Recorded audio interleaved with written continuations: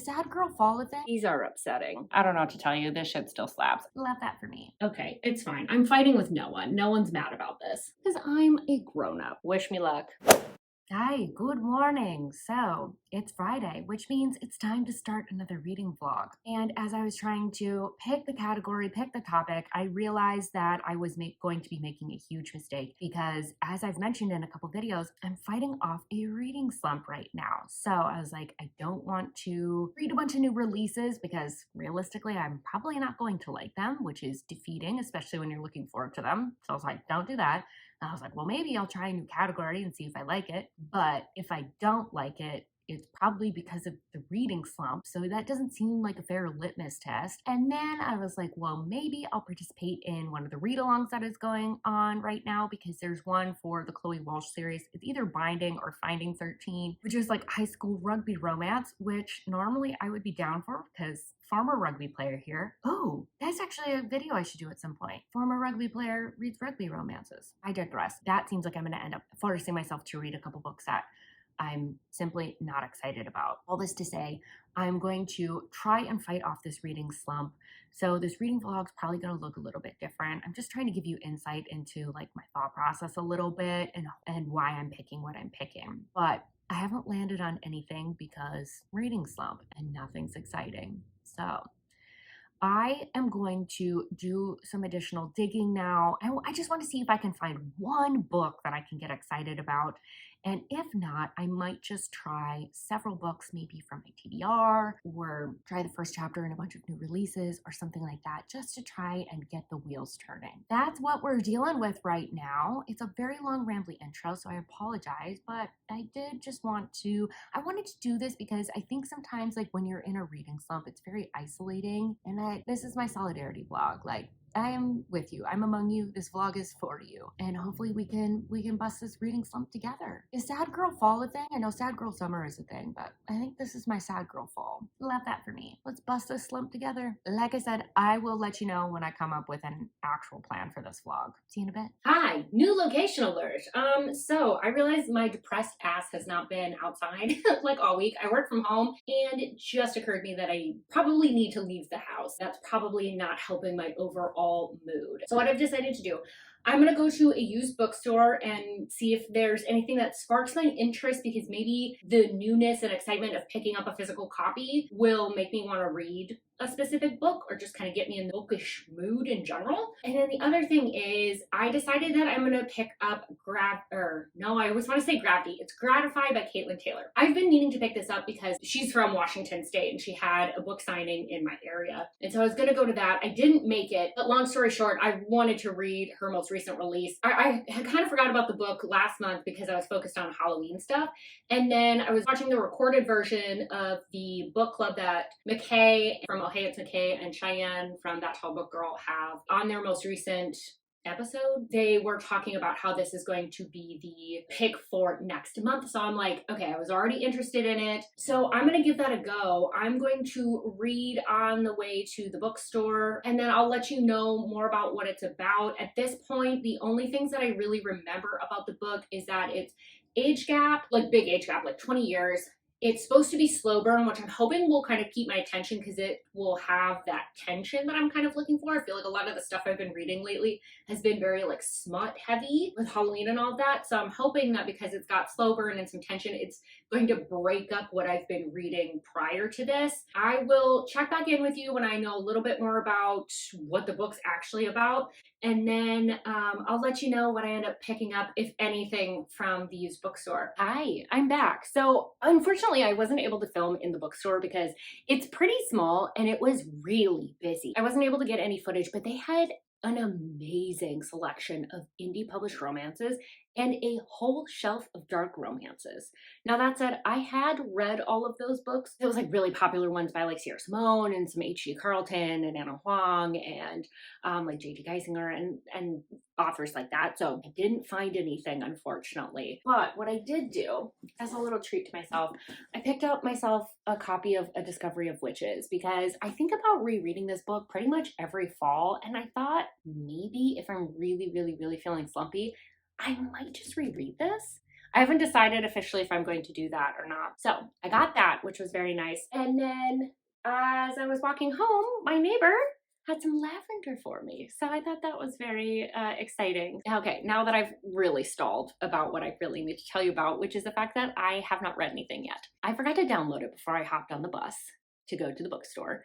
So I didn't have it. So I have read exactly nothing. But something interesting has happened though, is that because I couldn't get to Gratify and I really wanted to read it on the bus, I feel really excited about reading it. I'm going to actually try and sit down and read that now. I'm going to try and update you at the end of this kind of like reading session more about what this book's about, and then how I'm kind of feeling about it. All right, see you in a bit. So I finally have a reading update for you. Isn't this exciting stuff? So I'm 15% in now to Gratify by Katelynn Taylor. So far, I'm feeling okay about it. I'm not particularly excited. I'm not like hating it.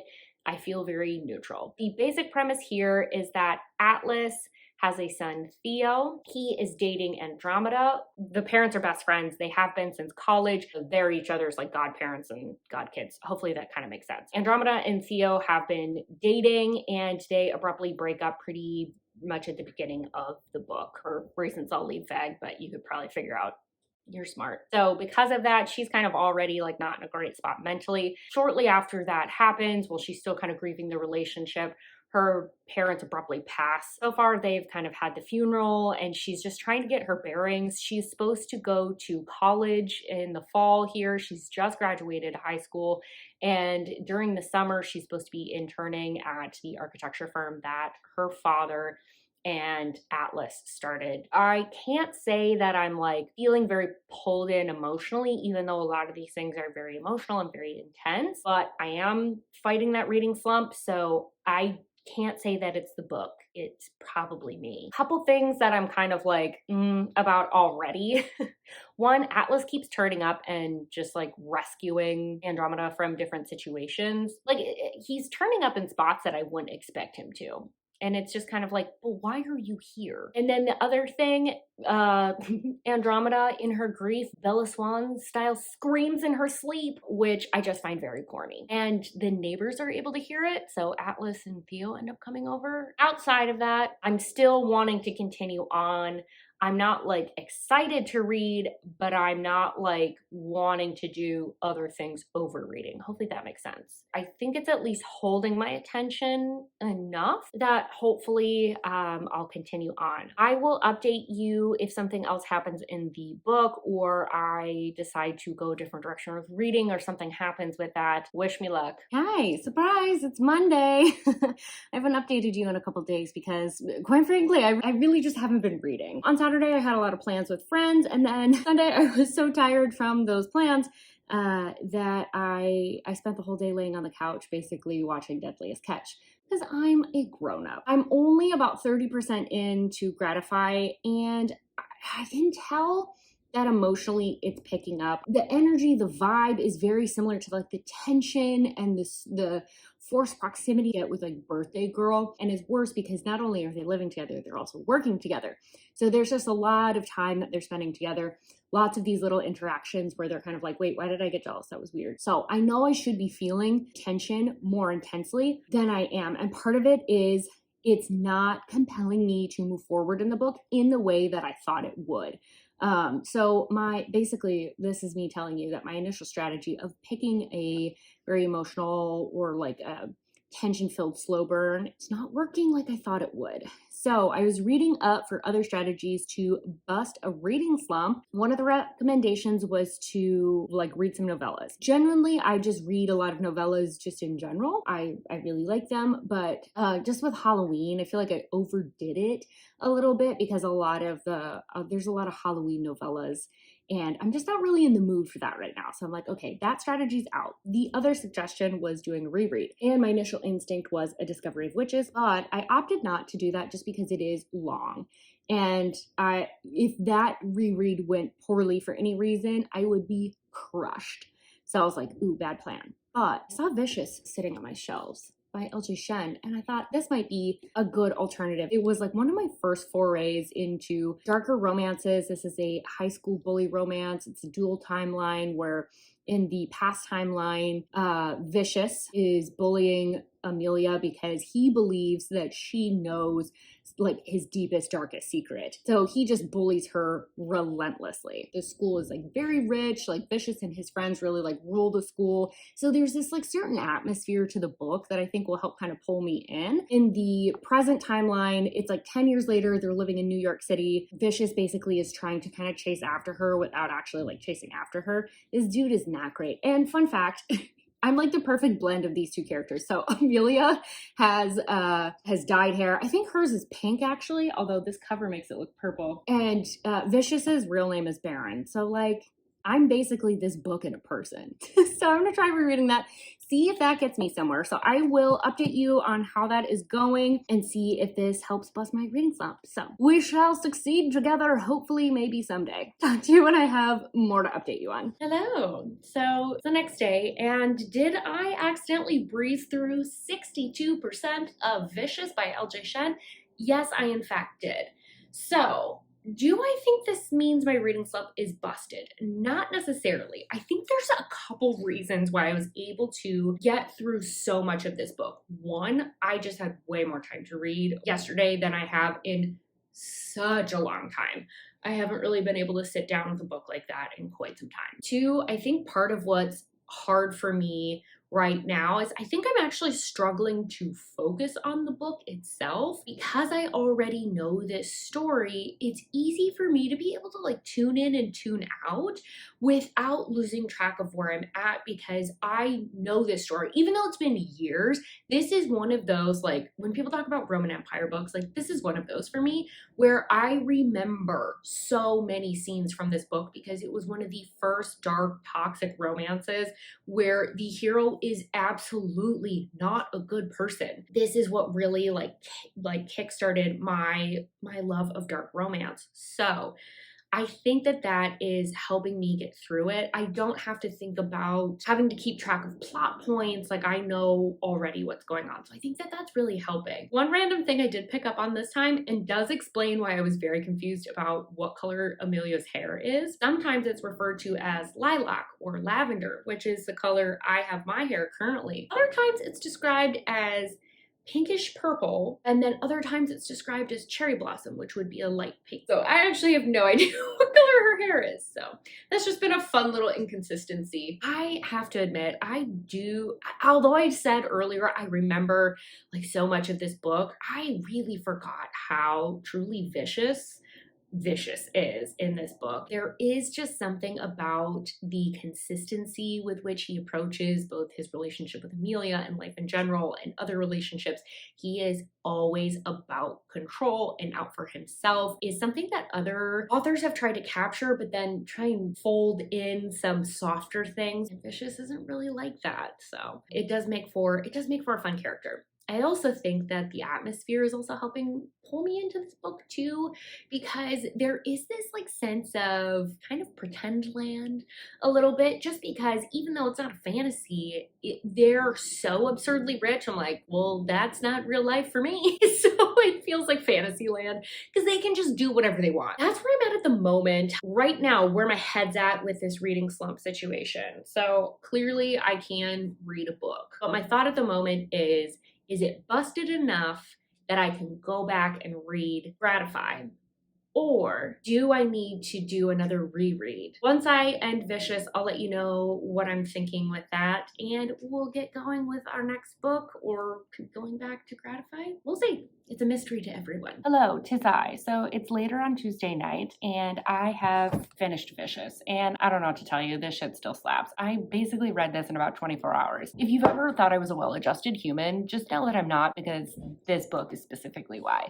This is my brand of unwell. There's just something about their dynamic, Vicious just being this like rich boy that's never been told no, but also never really been loved, and Amelia just not really taking his shit and kind of putting him in his place, that I just love. love. And I don't know, I love how Vicious just like molds to her a little bit because he wants to please her so bad and wants to be with her that he's willing to kind of give up this personality that he clings to so desperately as armor. But also, like, love doesn't make everything different better. He's not a different person after they're in a relationship. And there's something about that that's just like real edible. But the reread went well. I still get enjoyment from reading.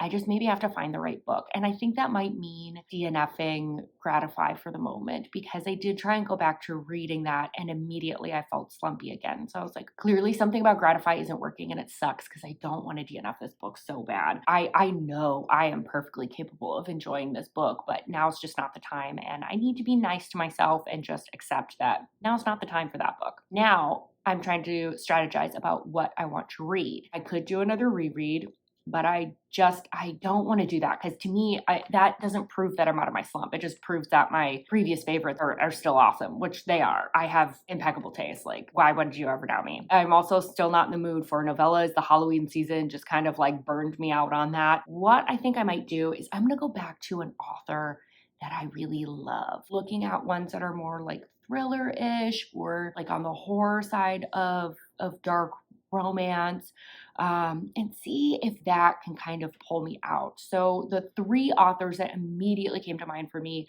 were Nina G. Jones, Lily White, and Lauren Beale. I don't know if I can handle the darkness of a lot of Lauren Beale's books right now. So I'm going to eliminate her. I'm thinking I want to do Nina G. Jones. And if she doesn't work, then I'll like check out something with Lily White, because Lily White has a much more extensive backlist. And I think the benefit of having a smaller backlist with Nina G. Jones is like, there's really only one book that I want to read from her, and that's Debt. I am going to make an attempt to read that tonight and tomorrow morning.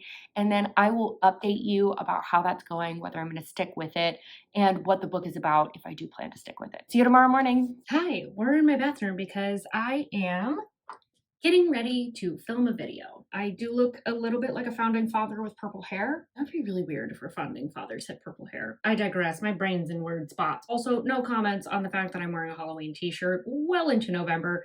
Lots of people have their Christmas lights up well into January and start decorating in November. So if they can do that, I can wear this. This is me desperately trying to justify the fact that I've worn this twice now in this video because I literally washed it and pulled it from the laundry pile and put it back on. Okay, it's fine. I'm fighting with no one. No one's mad about this. Good news. Debt by Nina G. Jones is going really well. I think there's 2 reasons, maybe even 3, that this is happening. But before I get into that, I'm going to tell you a little bit about it so you kind of know what's going on. So it starts out with a prologue. It's 14 years in the past, and someone is waking up. Something horrific has happened to both that person and their sister. We jump ahead. And now we're following, I think, someone different, because we're not really referencing the trauma in any way. And it's a gal that's working at a sexy toy company.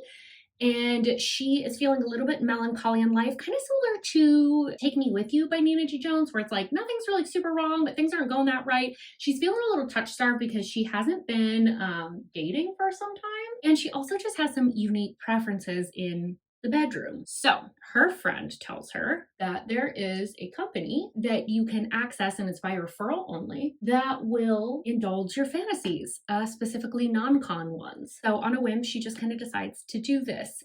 And already from there, we've gotten some twists. There's been 2, honestly, that have happened already. So I kind of need to stop telling you about the plot. Oh, right now I'm about like 75 pages in, I think, or something like that. 3 reasons I think this is going well. There's something about Nina G. Jones's characters and just a melancholy heroine in general that already I kind of like. I'm kind of into. I like a little sadness in my heroines. I don't know what that says about me. Don't analyze it too hard. 2, I think that this is reading a lot like a thriller because we've got twists and turns and there's action and it's very fast paced. So that is pushing me forward. And 3rd, and most importantly, I found out through a friend that there is a way to turn on a text to speech function on Kindle products. I was able to figure this out on a very old Fire tablet that I had, where I can get basically Siri to read out, or Alexa, I guess it would be, to read me the book, which has been great because part of what has been causing my slump is I will space out and then I lose track of where I'm at. And then I have to go back and reread stuff. Instead of doing those shenanigans, I'm reading the book and I have the text to speech.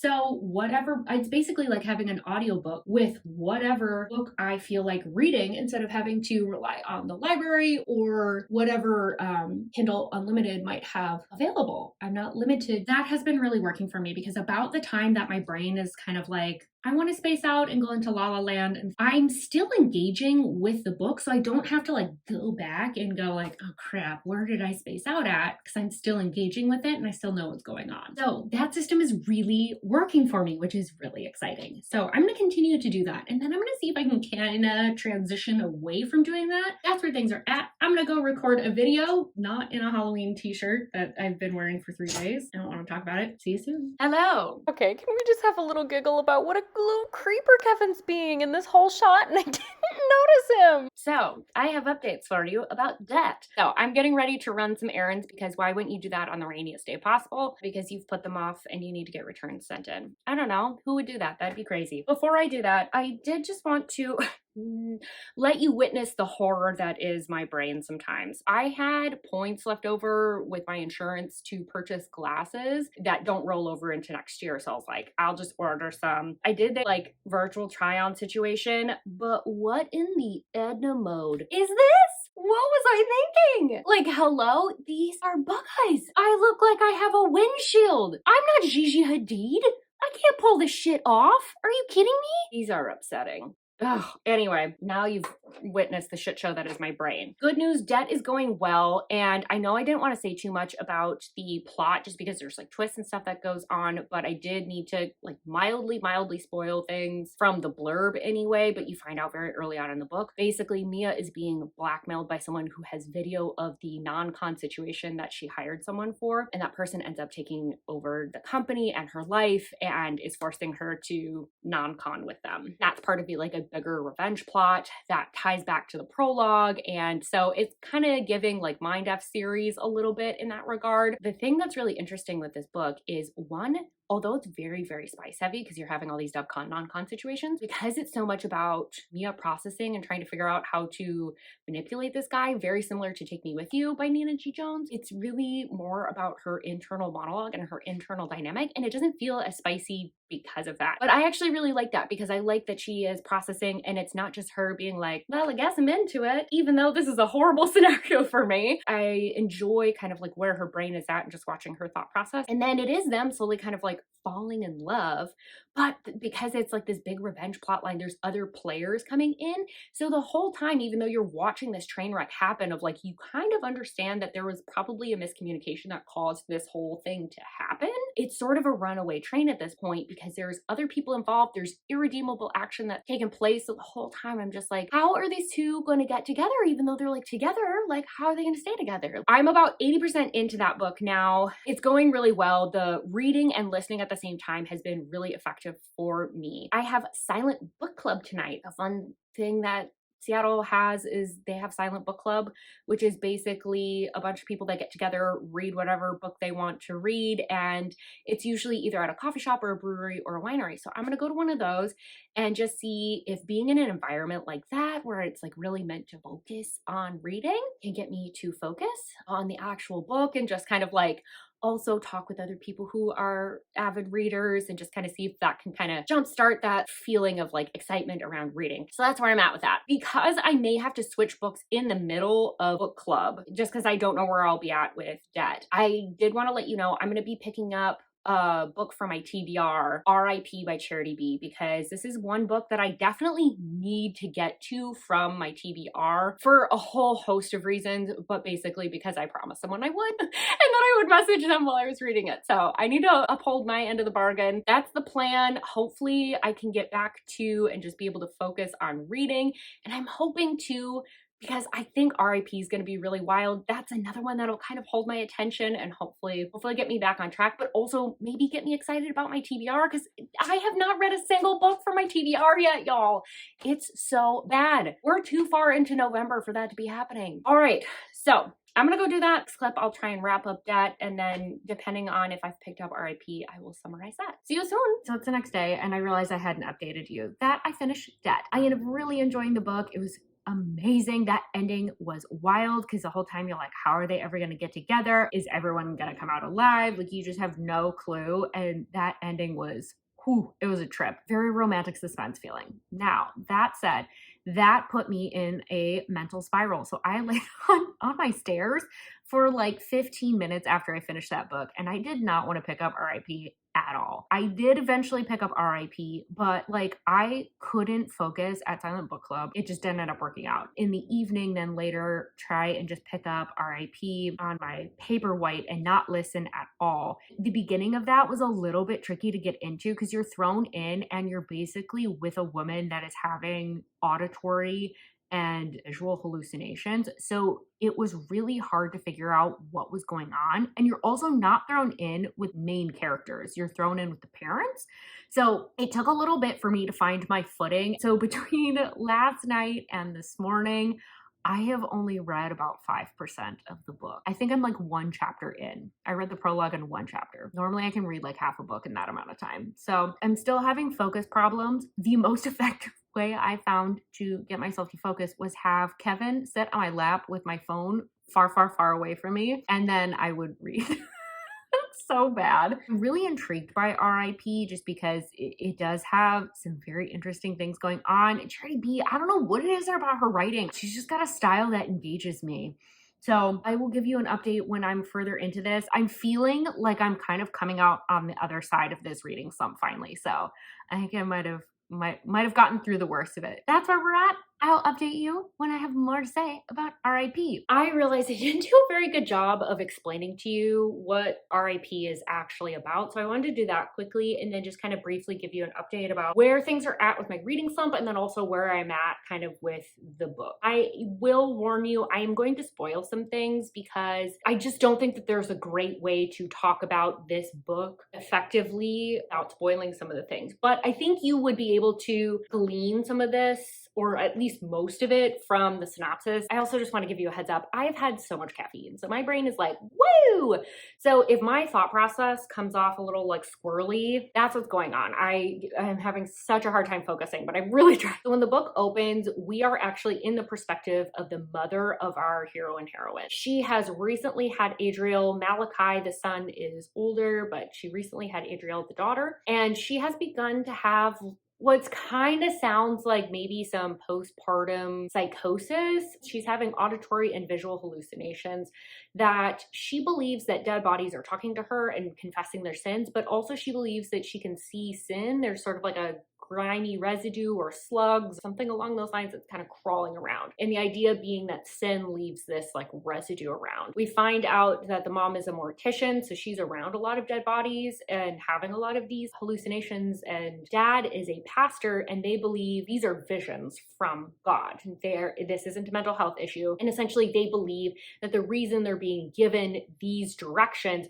is so that they can rid the world of sin. So this is where we're headed into spoilery territory. If you don't want to know anything about RIP, I would maybe skip to the end of this video. 3, 2, 1, they're getting rid of people that are committing sins. So they call this family night. When they first bring them in, they're about 13, 14, and we kind of oscillate between their perspective at 13, 14 years old and also a perspective when they're 17 and 18 years old. Malachi's pretty soft, sweet, developmentally appropriate and mature. He does not like the unaliving situation. Adriel, the younger daughter, however, she is very emotionally immature. She comes off almost like a kid in a teenager's body, but she is very morbid. Think like Wednesday Addams, where she is very much into this whole process. She likes it. She thinks it's fun. She believes that they're doing the right thing because it's what mommy and daddy told them, and you should always obey mommy and daddy. She's very just like taking a lot of this at face value. Malachi is in general very protective of her because she does come across emotionally immature, but Malachi has his own set of issues.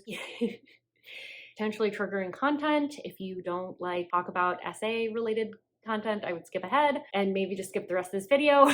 Essentially, the mother is doing things with her young son that are not appropriate. So that's kind of like the setup. That's the general premise. I think what Charity B is trying to do with this whole book is talk about generational trauma, because he is dealing with a lot of shame because she is saying that it's good, it's okay. And then also he is now becoming attracted to his sister, but he doesn't want to be. Adriel doesn't see anything wrong with it because she's witnessed what's happening with her brother and mom. So to her, she's like, this is fine because mom and dad tell us what to do and God tells us to obey them. But for Malachi, he really does see this as not appropriate, but continues to do it even though he doesn't want to. So it feels like there's this like implication of generational trauma. That's what it really feels like the conversation is more around. And to be honest, because of that, it reads more like extreme horror rather than a dark romance. So if I look at it from that perspective, I think the book makes a lot of sense. I did also see an interview with Charity B recently where she talked about like what the goal of her books are in general. She wanted to write books so that we maybe have more sympathy for people that we normally wouldn't. Can we understand these people that we would normally judge? And I think from that lens, I don't know that this book is effective. It is a book that's making me think. That's part of the reason that it is sort of effective, because like I am processing and thinking a lot about this book. So that has been great for busting my reading slump, because I am just kind of like, okay, where is this going? Because it is so dark and there's constantly something happening. I think too, one of the things that's interesting, normally when you have books that talk about keeping it in the family, a lot of times there is a dynamic of physical isolation where you start to understand maybe why this occurred. Like Flowers in the Attic, I feel like is that way. Forbidden by, I can't remember, I'll put a picture of it. There's isolation involved, which you kind of go, I get it. This one, there is less of it, but they are still sort of isolated, because although they're not physically isolated from other people, emotionally, like people know that they're the weird family. Like they think, Adriel, good Lord, Girly Pop is bringing around like Sid style toys where there's just like a Barbie head on a spider body. So like they know something's up with the family. And so I don't know if she's trying to play with that idea from more of like an emotional and psychological perspective of like they're not physically isolated, but emotionally and mentally they are. I find the book quite sad, and I think that's the intention. Like I said, it's a book that's getting me to think. I think if you're going into this looking for a dark romance, I don't know that that really delivers. There's not like a lot of time dedicated to building up the relationship between Adriel and Malachi because we are just moving so quickly. I really feel like this reads more like extreme horror just because of the other conversations it feels like the book is having. I don't know. I've been rambling for over 10 minutes, so hopefully I'm able to cut this down. I will update you at the end of RIP, let you know my final thoughts. I don't know that I'll give this book a rating just because like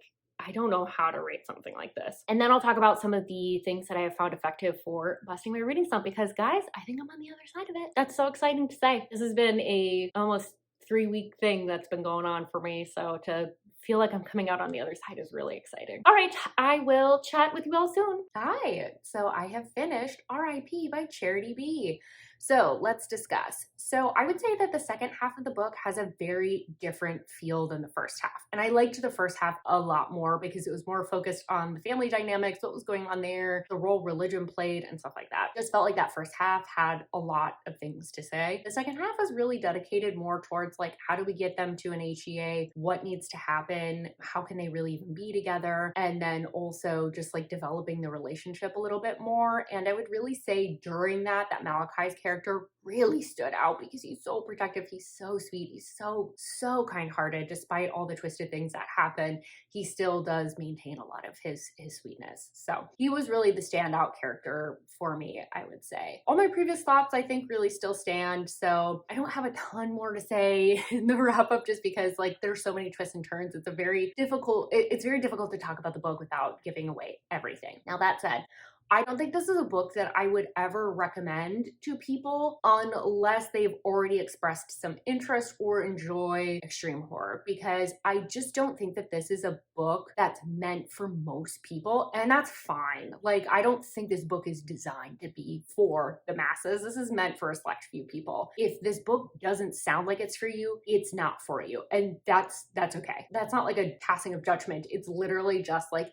this is such a specific style of book that I just don't think that it's going to be for most people. But I'm also not going to rate it just because I don't read from the extreme horror genre. For me, it's very difficult to tell, like, were these tropes and themes done well? Were they very stereotypical? I don't really have a good pulse on that just because I haven't really read a ton from that genre. All right, so my reading slump thankfully was busted with RIP. I have moved on. I've read several books now at this point, so that's very exciting. I'm so happy to be on the other side of that, and I'm having a lot easier time focusing. I would say the two best strategies for me with this reading slump were doing a reread and doing the listening and reading at the same time, just because a lot of my issues with the reading slump were around the fact that I could not focus.